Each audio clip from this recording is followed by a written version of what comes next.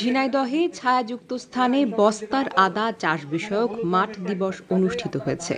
বুধবার সকালে সদর উপজেলার গোপীনাথপুর গ্রামের কৃষানী দীপা বেগমের জমিতে এই মাঠ দিবসের আয়োজন করে কৃষি সম্প্রসারণ অধিদপ্তর।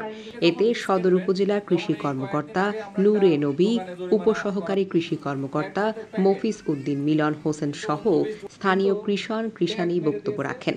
মাঠ দিবসে কৃষি বিভাগের মশলার উন্নত জাত ও প্রযুক্তি সম্প্রসারণ প্রকল্পের আওতায় বাড়ি জাত ২ জাতের উন্নত চাষ পদ্ধতি, উৎপাদন কৌশল এবং প্রযুক্তি বিষয়ে হাতে কলমে দিক নির্দেশনা দেন কৃষি বিভাগের কর্মকর্তারা। অনুষ্ঠানে ওই এলাকার শতাধিক কৃষানী উপস্থিত ছিলেন।